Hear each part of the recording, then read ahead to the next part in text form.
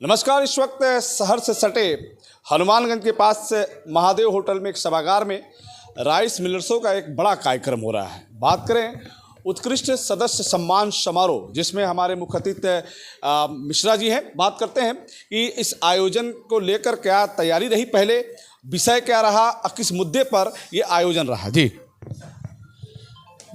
मेरा नाम उमेश चंद मिश्र, मैं प्रदेश अध्यक्ष हूँ rice millers welfare association Uttar Pradesh का। यहाँ पर हम लोग मिलरों की समस्या को लेकर के और उनकी समस्या का क्या समाधान हो सकता है आगामी खरीफ क्रय वर्ष 2024-25 में, इस विषय को लेकर के हम लोगों ने यहाँ पर वार्ता किया, बैठक किया। मिलरों के जो महत्वपूर्ण मुद्दे हैं उसमें सबसे पहला है कि रिकवरी परसेंट हमसे 67% मांगा जाता है। 67% रिकवरी जो है धान से आती नहीं है। FCI क्वालिटी की रिकवरी अधिकतम 55% आती है, और अगर हाइब्रिड धान है तो वो रिकवरी प्रतिशत और घट करके 50 और 51% के आसपास आ जाता है। मिलरों की सबसे बड़ी समस्या है कि रिकवरी उतनी आती नहीं है और सरकार 67% मांगती है, वो कहाँ से दिया जाए। मिलें निरंतर घाटे में जा रही हैं। ज़्यादातर मिलें या तो NPA की स्थिति में आ गई हैं, तमाम मिलें NPA भी हो चुकी हैं। जैसे एक बार मिलरों से कहा गया कि आप सार्टेक्स लगा लें। सार्टेक्स ऐसी चीज़ है जिस पर मिलरों ने लोन लिया, कुछ ने पुराना लगाया, कुछ किस्त पर ले आए। मिलरों ने किसी तरह यह सरकार की मांग को पूरा किया, जबकि सार्टेक्स की कोई ज़रूरत नहीं है। जब FCI के द्वारा हमारे चावल की गुणवत्ता का परीक्षण करके हमारा चावल स्वीकार किया जाता है, ऐसे में चाहे मैं सार्टेक्स के द्वारा चावल दूं या बगैर सार्टेक्स के चावल दूं, सार्टेक्स लगाने की क्या आवश्यकता थी। उसमें कम से कम 45 लाख से लेकर 50 लाख रुपए मिनिमम खर्चा हुआ मिलरों का। मिलरों ने बैंक से लोन लिया।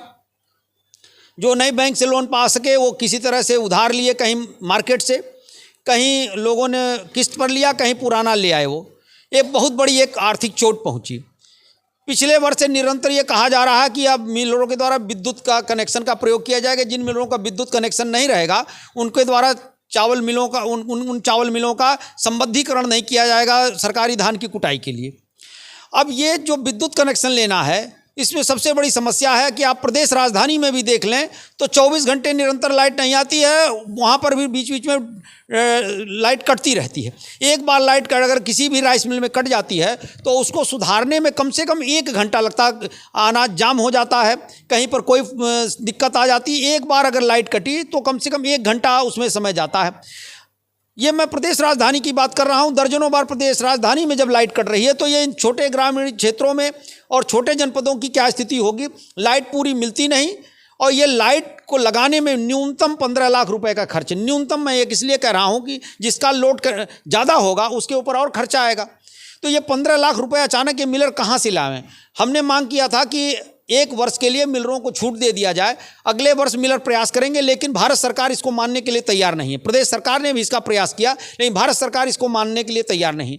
अब यदि अगर वो विद्युत कनेक्शन ले भी लेता है तो वो किसी भी कीमत पर वो अपना प्लांट पूरे दिन विद्युत कनेक्शन से नहीं चला सकता, क्योंकि कहीं 6 घंटा लाइट कट रही, कहीं 4 घंटा लाइट कट रही है।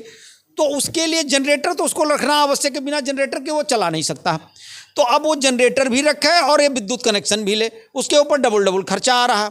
दूसरा, तमाम संस्थाएं जैसे PCF है, मिलरों का कोई भुगतान नहीं कर रही हैं। PCF के द्वारा कह दिया जाता कि हमारा जो FCI से भुगतान आया है, ये भुगतान हमारा मुख्यालय के खाते में चला जा रहा है, और मुख्यालय ये डिमांड भेजते हैं, मुख्यालय से पैसा नहीं आ रहा।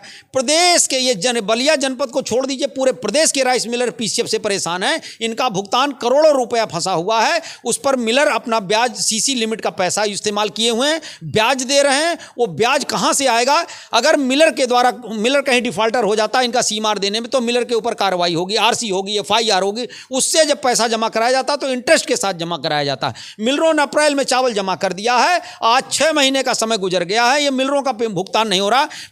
मेरी मांग है कि ये FCI PCF के द्वारा ये मिलरों को ब्याज के साथ भुगतान किया जाए। लेकिन ब्याज तो छोड़िए, मूलधन ही नहीं PCF के द्वारा दिया जा रहा है। सबसे ज़्यादा अगर किसी संस्था के द्वारा भुगतान की समस्या है तो PCF के द्वारा है।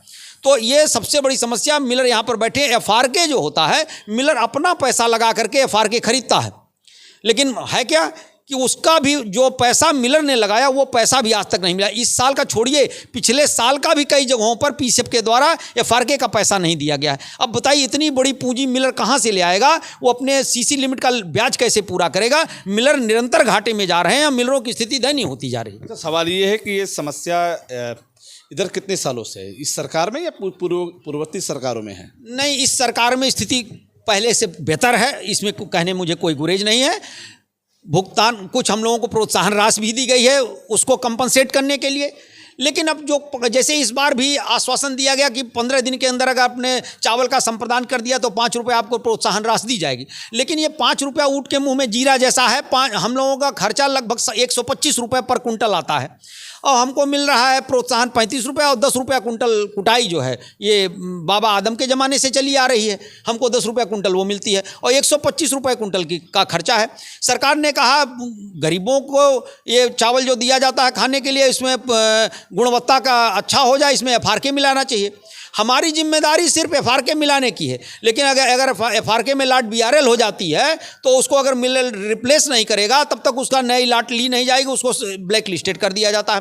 ये इसमें मिलरों का क्या दोष है? दूसरा, हमको उसकी ब्लेंडिंग करने के लिए माने एफआरके मिलाने के लिए 4 रुपये 21 पैसे मात्र दिया जाता है, जबकि न्यूनतम 25 से 30 रुपये पर कुंटल मिक्सिंग का खर्चा है। इलेक्ट्रिसिटी लेबर उसमें बढ़ जाता है, डंप लोडिंग अनलोडिंग का खर्चा बढ़ जाता है। 25 से 30 रुपये खर्चा आता है, 4 रुपये 21 पैसे गवर्नमेंट देती है। हम एफआरके उन एफआरके मैन्युफैक्चरर्स से लेते हैं जिनको government of Uttar Pradesh RFC लोग अपने पैनल में से अपने टेंडर निकाल के पेनलाइज करते हैं। जब उन्होंने पैनलाइज किया, उनके पैनल से हम ले रहे हैं, तो उसकी अगर गुणवत्ता में कमी आती है तो मिलर कहाँ से जिम्मेदार है? लेकिन मिलरों को जिम्मेदार ठहरा दिया जाता है, उनको चट्टा बीआरएल करना पड़ता है। 6 महीने बाद मिनिस्ट्री का आदमी कोई अधिकारी आता है, कहता है ये मानक के अनुरूप नहीं है, तो उसमें मिलर कहाँ से दोषी है? तो मिलरों से चारों तरफ से बांधा जा रहा है। इन्हीं समस्याओं को लेकर आज बैठक की गई है और इस पर हम लोग अपना रणनीति तैयार करने के लिए बैठे हुए हैं। बहुत बहुत धन्यवाद। आज का ये आयोजन, ये आज का सम्मान इसलिए रहा कि जो राइस मिलरों की जो समस्या है उसको लेकर इन्होंने जो मांग की है शासन से, हमें लगता है कि शासन इसको गंभीरता से लेगा और इनकी जो मांगें हैं पूरी होंगी। फिर हम आपसे जुड़ेंगे, तब तक लेते हैं जुड़े हमसे बलिया आजकल से। मैं रोशन जायसवाल, नमस्कार।